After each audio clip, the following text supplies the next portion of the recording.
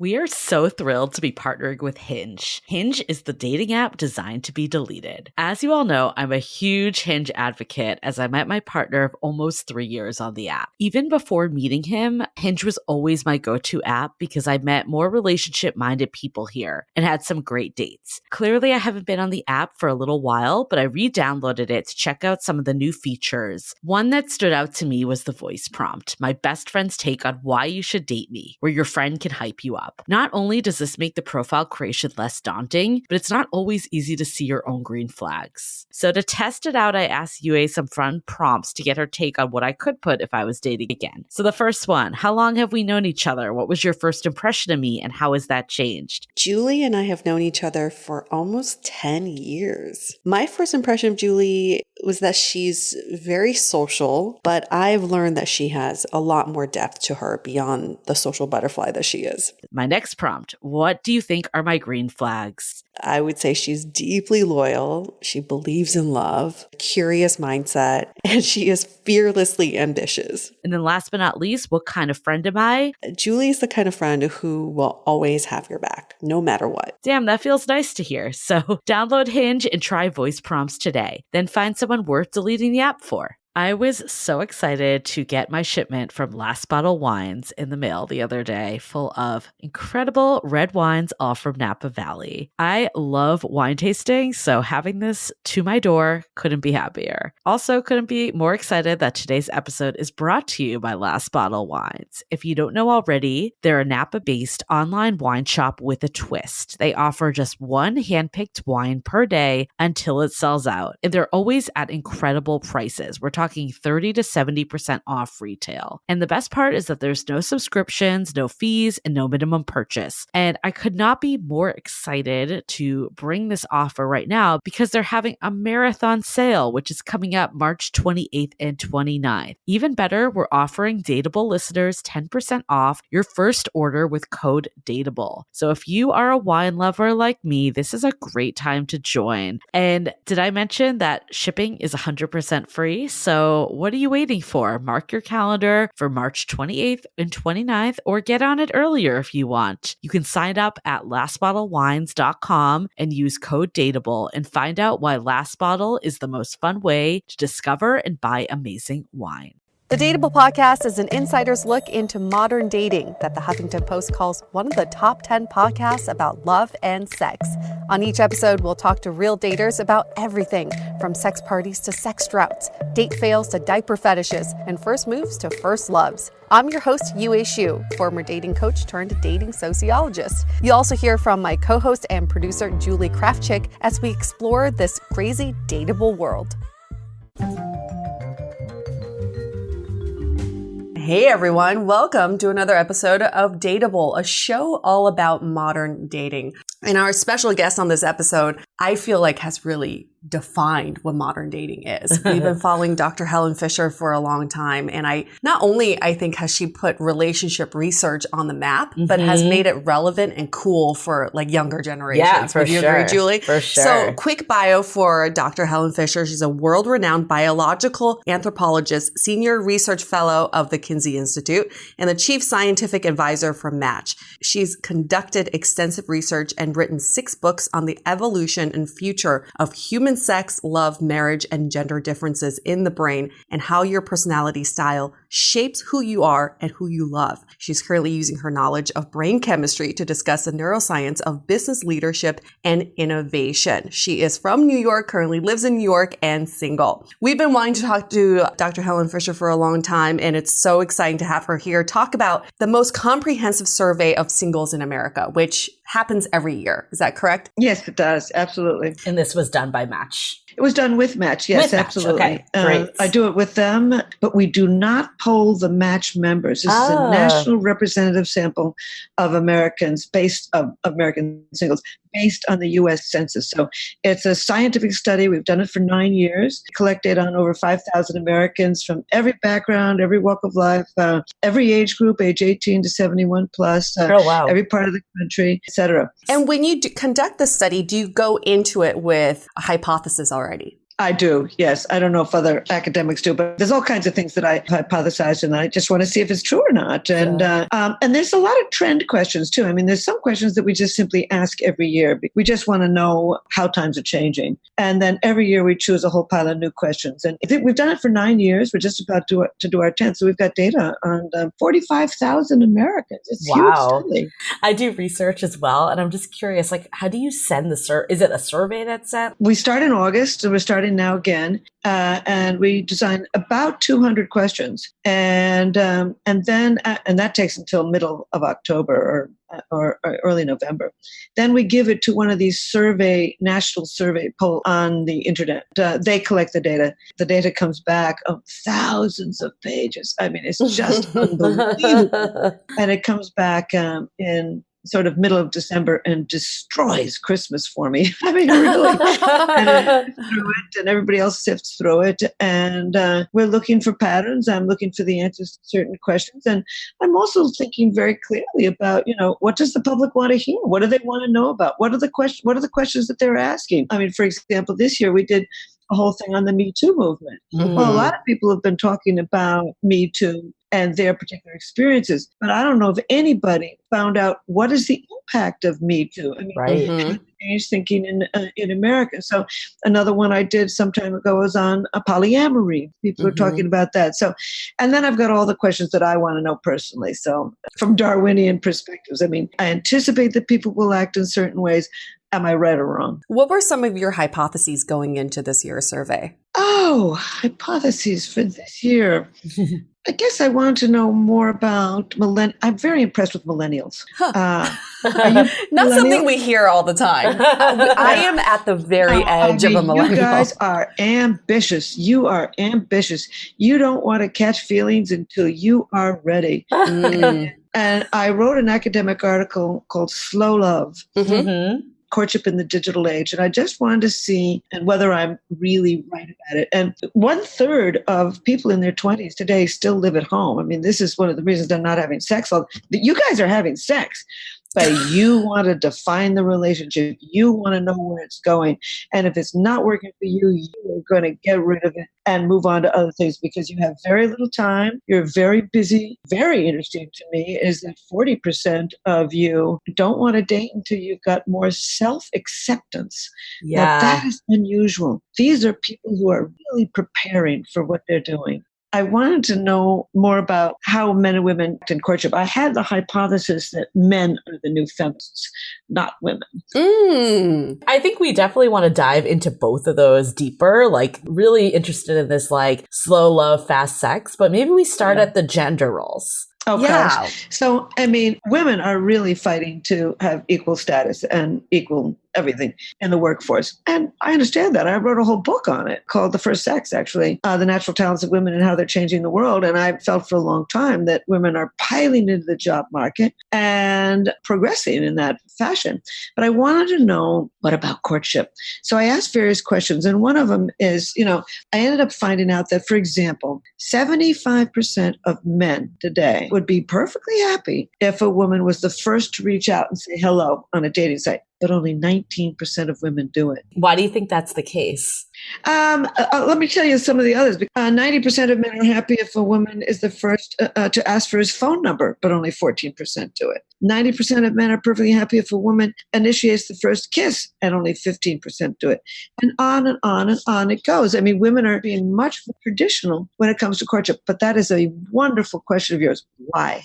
I don't know. But here my hypothesis, and you could have an opinion too. I'm just wondering in courtship whether there is a biological aspect of this, that women, for millions of years, women wanted to see who was interested in them, what that kind of person did for a living. Were they lazy? Were they smart? Were they capable of being a good parent and a good husband? And I think it's been men who needed to sort of show their traits. I mean, women are the custodian of the egg. I mean, we're the ones that are going to have the babies. For millions of years, it was dangerous to have a baby. I mean, not only the 9 months of carrying it through very open grasslands where there's lions and leopards and other things around, But women everywhere in the world spend more of their time in the actual day-to-day care of very small infants. So as a result, men fall in love faster than women do. They fall in love more often. Men want to introduce a woman to friends and family sooner when they are in love. Men want to move in sooner. And men are 2.5 times more likely to kill themselves when a relationship is over. So I think that this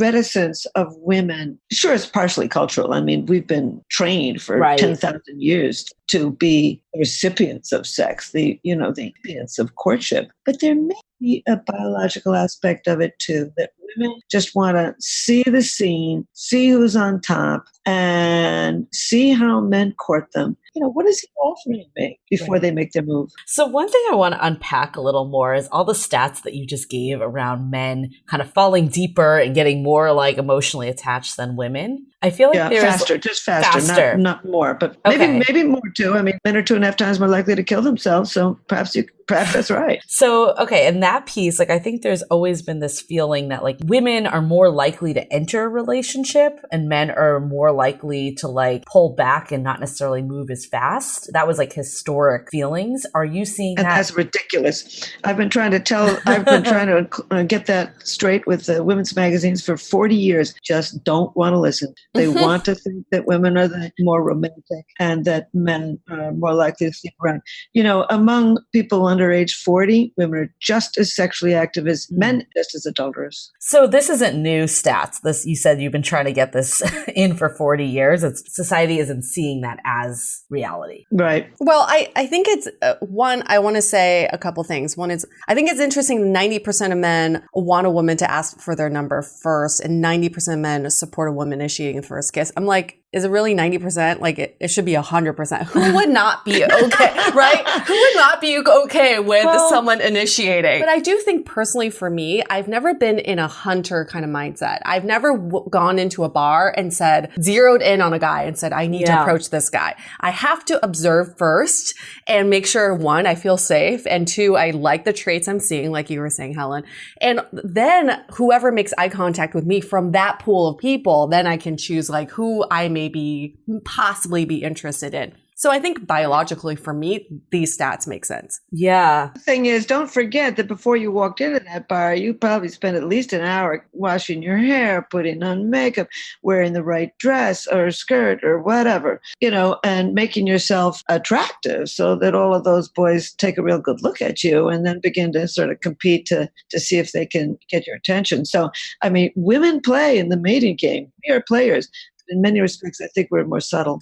So one thing I thought was really interesting that I saw from one of your other interviews, that the number one turn on now for men is a female entrepreneur. Isn't that fabulous? Yeah, I love it. Yeah. And I feel like historically, kind of as a woman, you were told that men like caregivers, they like nurses and teachers. And it was always like kind of trying to like emphasis of like trying to fit into that mold. Why do you think this shift has changed? I think that there is biology to this. Being an entrepreneur, these are the independent, creative, daring people. And today, men are looking for a companion. They're not looking for somebody to nurse them. They can do that by themselves. They can, struggle off to the doctors or to a hospital.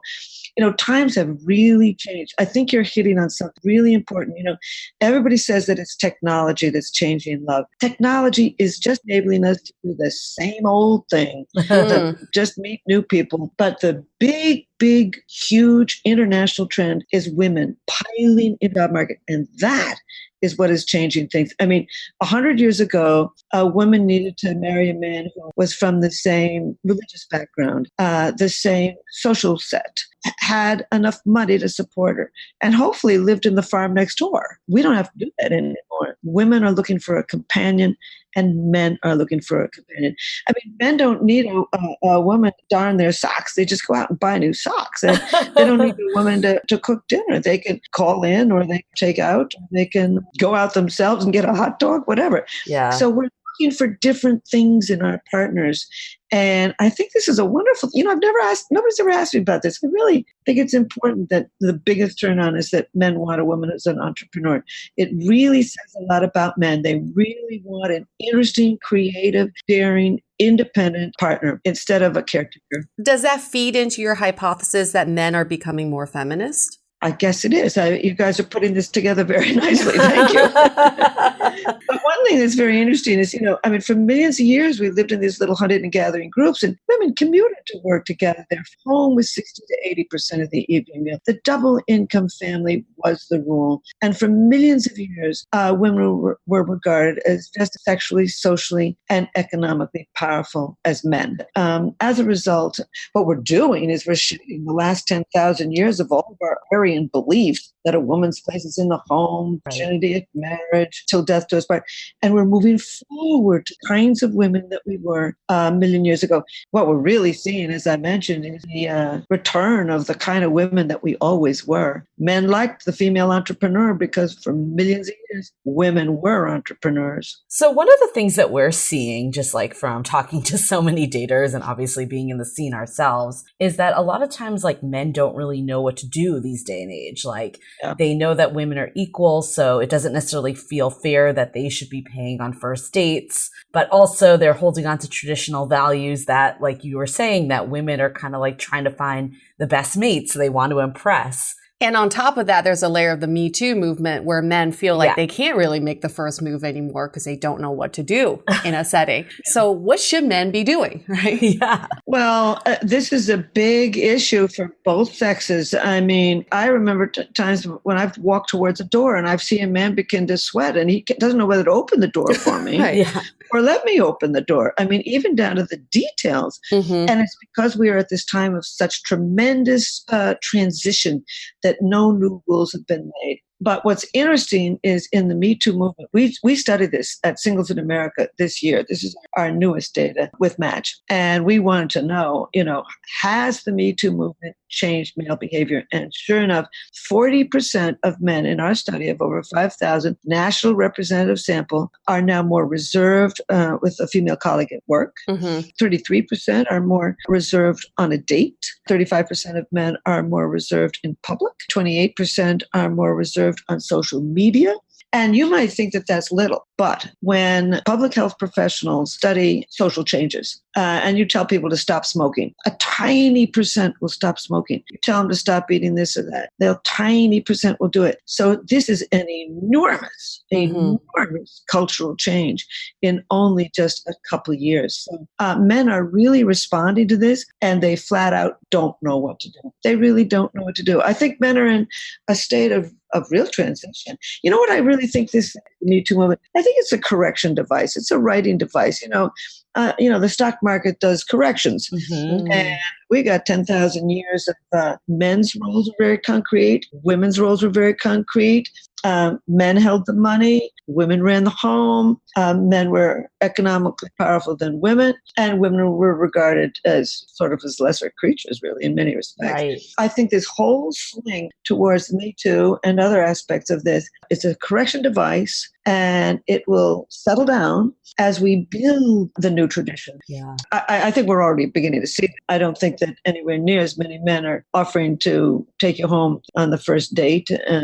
I think more and more respectful of women. I think that it's a real transition for men, but it's also a real transition for women like me who straddle Gen X and millennial generations where I still have these traditional values, or I feel like I want a man who's chivalrous. I want a man who makes the first move, but I also want a man who respects an independent woman. In this sort of climate right now, it's hard to find a man like that because most men are unicorn. Most men are kind of stepping back and just observing before they even make a first move. So I think it'll be interesting to see in the next couple of years where my cohort of women will be and how we can transition our mindset. Well, I think that's really important. By the way, the millennials are leading the way. 37% of Gen X and millennial women are willing to step up and make the first text after a first date. So you guys are leading the way. You are leading the way from 10,000 years of cultural traditions. It's my guess it's going to take a long time before 90% of women are putting the moves on 14% of men. Yeah.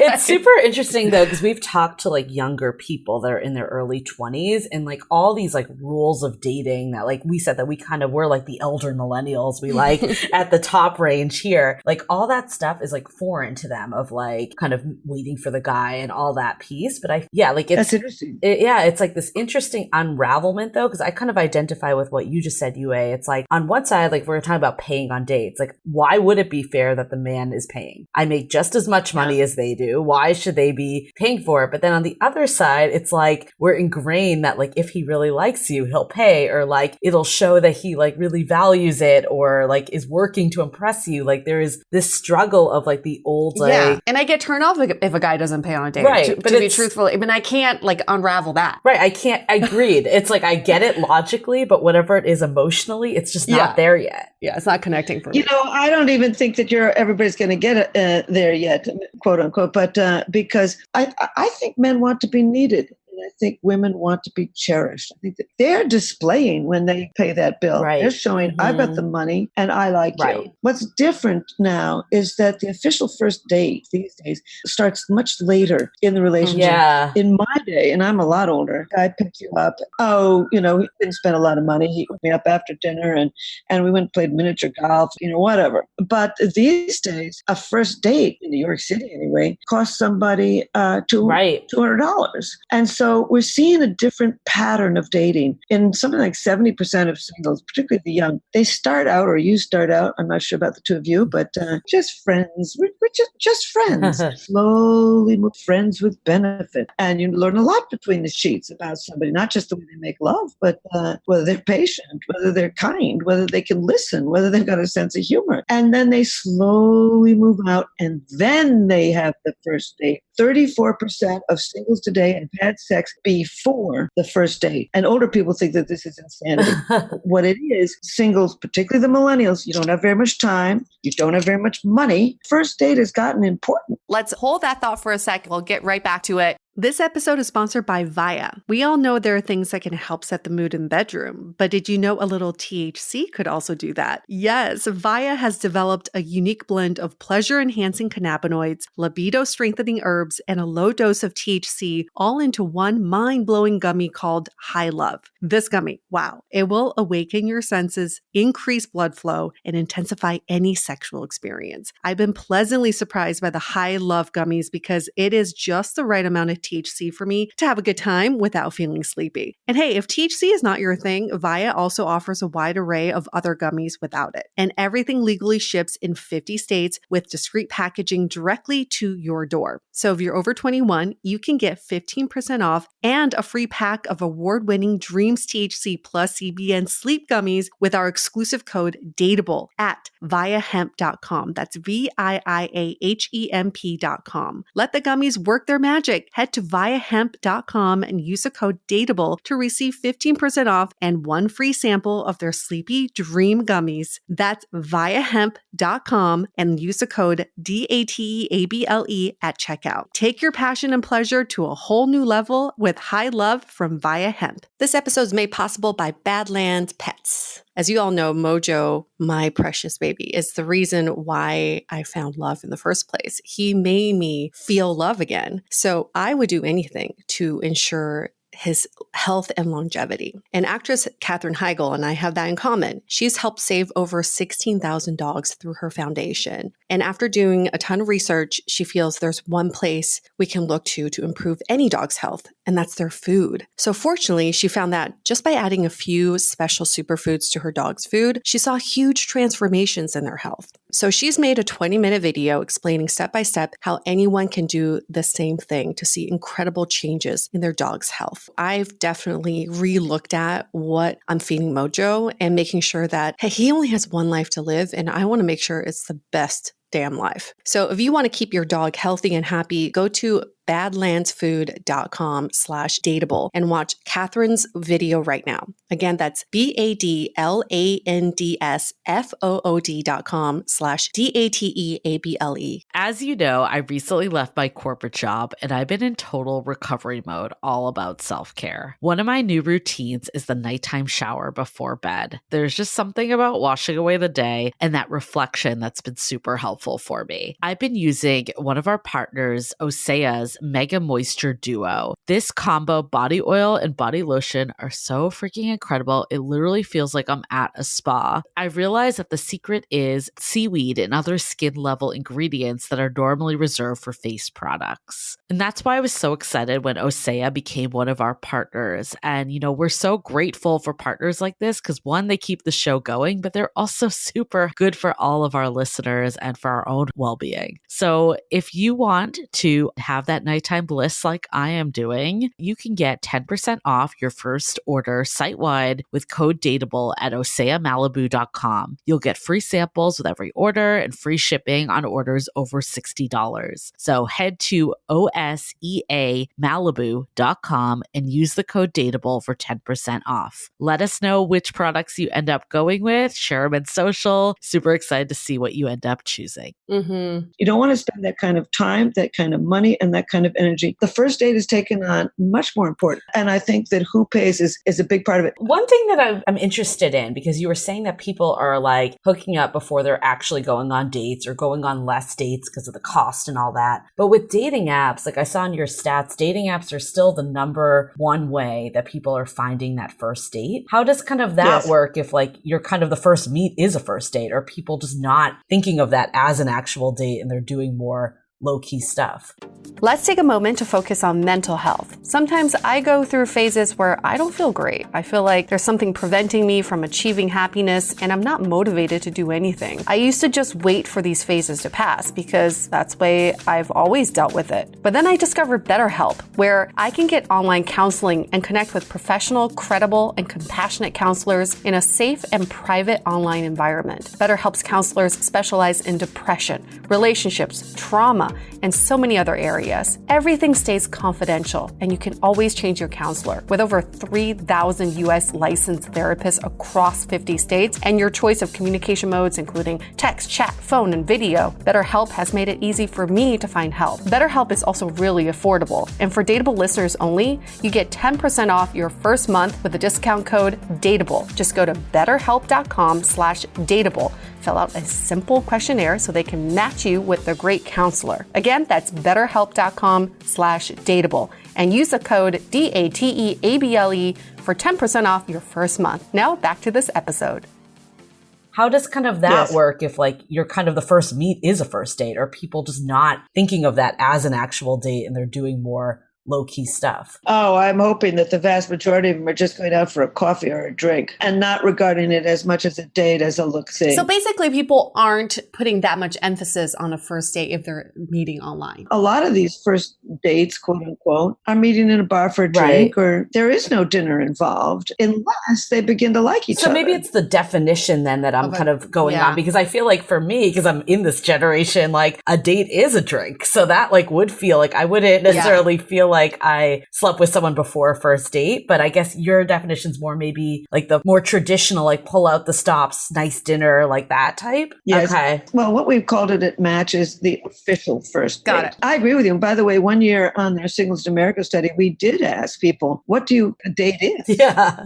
Some people will say a video chat on the internet is a date. And I would agree with that. Right. And others certainly say having a drink or even having a coffee. So it's so interesting now. I mean, this is a good example of how times have changed so much that nobody knows what a first date is. Yeah, that's definitely true. Because I would even venture to say people even younger than me would say like, oh, I just like hanging out in a group or something is a date. Like it's so all over the place. And that's why there's so much confusion in modern dating, because people think, what are we doing here? Are we just hanging out? Are we friends with benefits? Or are we headed into something more serious? And this goes into your whole research about slow love, fast sex, the extension of pre-commitment stage, where historically, I think this is really interesting that marriage was the beginning of the relationship, but now it's the finale. So looking at your research on slow love, I really feel like there's some generational differences. I think baby boomers were all about traditional marriage, and you meet one person and you get married to them, and then they experience the highest divorce rate. The consequence of that was Gen X saying, I'm not going to get married to someone just to get divorced. So I'm going to elongate this courtship process and maybe hook up with with more people, test drive a little bit more before I settle down with someone. So Gen X created the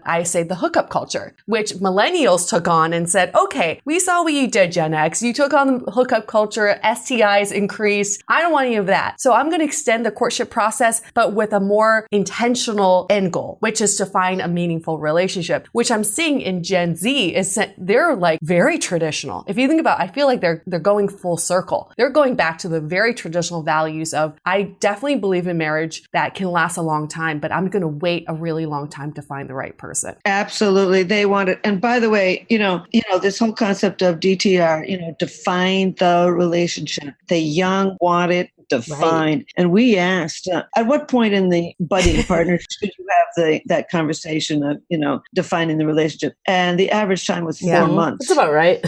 Oh, I would never have asked, I'm a baby boomer. I never would have asked somebody after 4 months of dating them where we headed. I never would have. But then again, maybe I'm a little unusual. You wouldn't have because it's already defined, or you wouldn't have because you wouldn't want to have that conversation? I wouldn't want it pinned down. But listen, most of the people in my generation married very young, and I only married for about 6 months and then didn't marry again. So I'm probably a little unusual. You guys, singles today, but certainly millennials and Gen Z, they want to know everything about that person before they tie the knot. And they don't want to catch feelings and waste a lot of time with people who aren't going to be right for them. So they're having the sex. You guys are having the sex, but you're getting rid of that person much faster than older generations would have. We would get around and tried to figure it out and talk to our girlfriends. What did he mean by this? And geez, I don't know if he's really interested.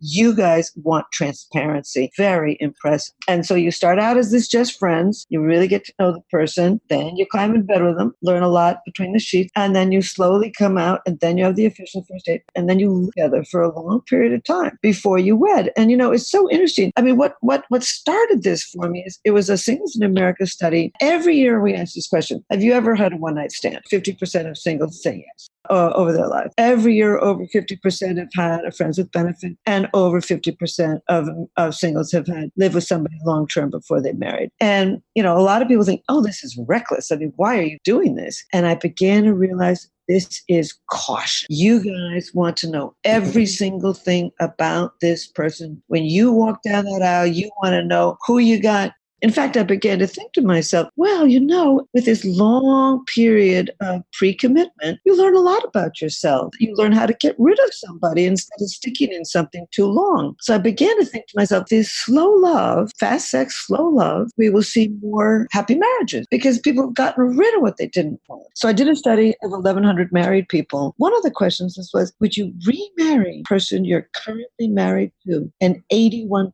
said yes. We may even be going towards more stable partnerships because millennials are taking it so seriously. So I want to unpack one piece that I've been curious about is I feel like the millennials are known as the hookup generation, but kind of all your stats are showing that actually they are really looking for real connection. Why do you think that that's kind of the emphasis that it's more all about sex and less about feelings when you're kind of saying that that's the means to get to those feelings? I don't know. I don't know why the press wants to continue to say all that. I mean, there's quite a few studies now that everybody thinks that everybody else hooking up, and they're not. In one study, I found something like 35% of singles want to remain a virgin in their marriage. That's a really high percentage. Real swing in another direction. I think you guys have grown up in a time of real turmoil, and I think the great many of us have been saying, I'm going to build a career. I'm going to get myself under control. I'm going to work for self-acceptance. I'm going to, 1/3 of singles today don't want to even start a relationship until their finances are in order. You guys want to get things in order. You want the career going in the right direction. You want the finances going in the right direction. And you're going to stick it out until you get that done. So I think we are hooking up. But just like you said, that was very smart, that you guys are hooking up almost as a sex interview. What do you think about this idea of slow love, no sex? What we're seeing right now with a sex drought with a younger generation? I mean, most of that sex drought is because, first of all, they're living at home. 1/3 of millennials are living at home. No money. And they're so ambitious, they don't want to catch feelings until they get themselves and their finances in order.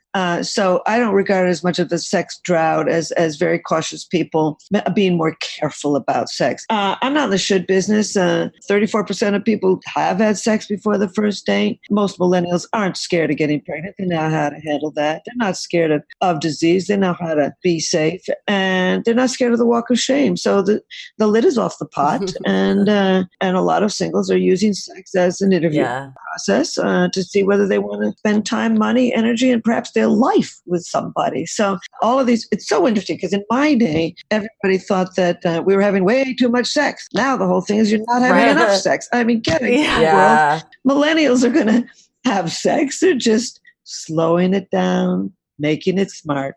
So there was one stat that was interesting. It said only 9% of singles want to date casually and 66% of singles are open to a new relationship. Which is a stat you should never tell Tinder. Well,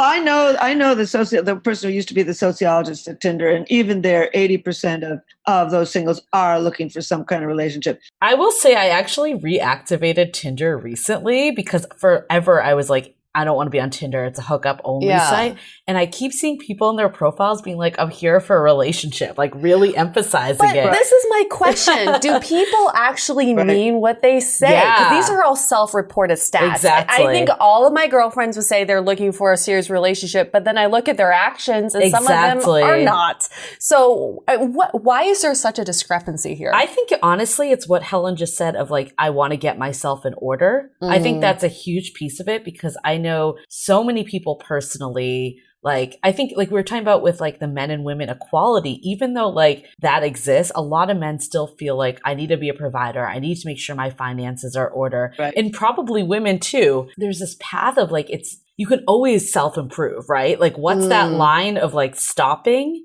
and just being like, I'm going to go on this journey with someone versus like, I'm going to get to the very best possible piece of who I could be. Like you could be there till you're like 60 in theory, right? Like it just never ends. So maybe the question is, on one hand, aspirationally, what do you want? Aspirationally, I think most people want a serious committed relationship. And the next question is, are you ready for achieving that right now? But then what's the definition of ready? Because I think that's like we were just saying, it's like a hamster wheel. Like you could go on forever. That's for sure. Well, let's dial back to the brain here. You know, I and my colleagues are the first in the world to put people in a brain scanner and study the brain circuitry using functional fMRI, find the brain circuitry of romantic love. And that brain circuitry, it's very clear brain circuitry. It comes from the very base of the brain, way below the cortex where you do your thinking, way below factories in the middle of your head that orchestrate the emotions, in a basic brain region linked with drive, with obsession, with motivation, with energy, with optimism. And that brain circuit can be triggered at any time. This brain circuitry for romantic love is like the fear system. Fear can be triggered at any time, and romantic love can be triggered at any time. So my guess is when you talked about a girlfriend who said she wants a long-term partnership, then she doesn't behave that way. It's my guess is that she's going out with people, she's trying them out, and they're not for her, and she'll carry on a little while hoping so, but she hasn't triggered that brain circuitry and she's not off to the races. So it's my guess that you can be both at the same time. So are you in the camp that finding the right person is more important than timing? I think the timing is absolutely essential. It's amazing how a perfect person can sit on your lap, and if the timing isn't right for you, just don't even see them. There's so many factors that go into romantic love, but I do think that timing is one of the essentials. We carry in our head a love map, a list of what we're looking for in a partner. But when the timing is right and the person fits within that list of traits, you can then fall madly in love. But no, I think timing plays a big role. So I think the other piece that's interesting that you kind of brought up, Helen, is that people are just like continuously trying people on for size. And I think there's also this line of like, you kind of at some point have to just double down on someone and like make a commitment and like see if it can grow together. We've talked to other experts too and like experiences personally is like no one's ever going to be perfect and like conflict is going to come up and you can't expect someone to be like identical to the way you think and all of that. And people today are very quick to just like toss someone out and go to the next. What are your take on that? Right. You guys are smart. That is the biggest problem today. There's nothing wrong with these dating sites. I don't even call them dating sites. All they are is introducing sites. I mean, we can give you somebody from the right size, shape, background, educational level and interest. The only real algorithm is your own brain. And that's the problem. I mean, there's nothing wrong really with these dating sites, except that they give so many options. And the problem is the brain is not built for all these options. We now know, other scientists have discovered that the brain has sort of a sweet spot. We can cope with between 5 and 9 options. At once? Yes. If you go out and you meet between 5 and 9 people, you can more than likely still remember who they are and what you did on the date. After that, you begin to, and all the dating services should know this, certainly Match does, the more people go out with after 9, the less and less likely you are going to find anybody. So the bottom line is you've got to learn how to use introducing sites. So what I say to people, and that's one of the 2 things that I always say, after you've met, not just met 9 people, stop. Get off the dating site and get to know at least one of those people better. Our data all show that the more you get to know somebody, the more you like them, the more that you think that they are like you. So it's nothing really wrong with the dating sites. They're going to give you all those options, but we don't know how to use it. So stop after 9. For one, that's the first problem. And the second is think of reasons to say yes. There's a huge brain region called negativity bias. We remember the negative. You go out with a whole pile of friends and everybody's really charming and sweet. The person says, "Did you gain a little weight?" What do you go home? You go home, that's all you remember. When you meet somebody the first time, you know so little about them that you overweight those few things. They say one thing that's silly and you think, oh, they've got no sense of humor. They say one thing that's a little odd and you say, oh, he's not a kind person, or he's a lazy, this and that.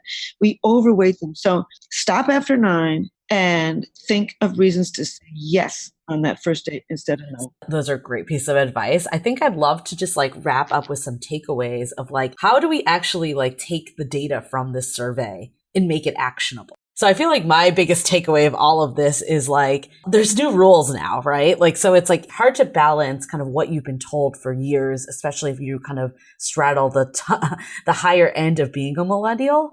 But I think what we're kind of seeing from this study and other studies out there is that a lot of the old stereotypes of men not wanting relationships or sex being kind of seen as not a step towards a relationship, all of that isn't necessarily the way it is today. So it's easier said than done, but it's how do we kind of separate out kind of what we've learned for years and really focus in on what's currently happening? Well, just listen to this podcast.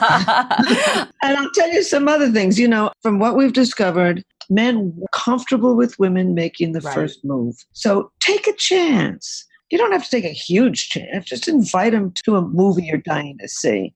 But I think women need to take more of the initiative, not only because men want them to, but because men are scared. Yeah. I mean, this Me Too movement is really showing that men don't know how to act anymore. They don't want to be called to task for a tiny little mistake of putting his arm around her in the movie house and her suddenly saying that was inappropriate. So, men are going to sit back. And women need to take a little bit more of the lead. Another thing is you've got to remember that men are looking for love. Even Tinder is not a hookup site. Over 80% of people are actually looking for some sort of relationship. I think my biggest takeaway, just to piggyback on all of what you both said, is I look at my parents and how when I talk about technology with them, they start frowning and they're like, oh, it's so complicated, but I need to learn new technology because I want to stay relevant. And I think it's the same thing with dating, is that we can't stay in our own mindset and say, whatever's happening in modern dating, I don't want to worry about it. I just believe in what I believe. But there is something to be said about evolving with how modern dating is changing, evolving our mindset and knowing that we're constantly changing. That's what's going to help us stay not only relevant, but also have more success when it comes to modern dating. Well, what's really important about it is you're fighting to win life's greatest prize. which is amazing. Exactly. It is with this person that you're going to pass your DNA on into tomorrow.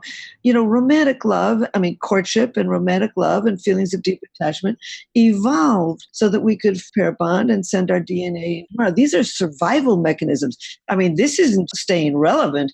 This is staying eternal. Yeah, definitely. I think my other takeaway too is I think we're in a really great position that we're being cautious and we're trying to find the right partner and all of that. But I do think there is a line. And I think it is up to us. I think that point of once you have 5 to 9 people in your orbit, stop. Exactly. Cause it's it's that hamster wheel. You can just continue forever. So I think with all of this is all the options, all of the self-improvement, that's not a bad thing, but it's up to us to use it in a way that actually gets us to our end goal, which is finding a connection and finding love. And that's a great way to wrap up this conversation with some stats for everyone, because we didn't get to all the stats from the Singles in America survey. We hear from you all that there's a narrative out there there's nobody out there that's for me. Nobody's looking for a serious relationship. Everyone's just looking for something casual. They don't know what they want. But according to this survey, 63% of millennials want to find love. 70% of Gen Z does as well. Only 9% of singles want to date casually, and 66% of singles are open to new relationships.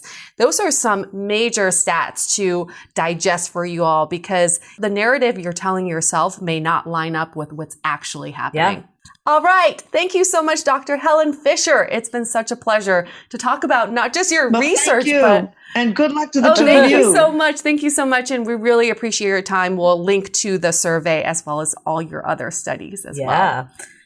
All right. Take care. Thank you so much, Helen. Okay, we're going to wrap this up. Stay dateable. Dateable. Want to continue the conversation? First, follow us on Instagram, Facebook, and Twitter with the handle @DateablePodcast. Tag us in any post with the hashtag StayDateable, and trust us, we look at all of those posts.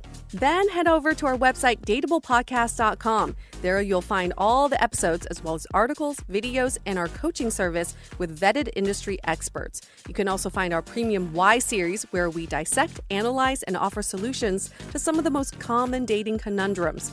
We're also downloadable for free on Spotify, Apple Podcasts, Google Play, Overcast, Stitcher Radio, and other podcast platforms. Your feedback is valuable to us, so don't forget to leave us a review. And most importantly, remember to stay dateable.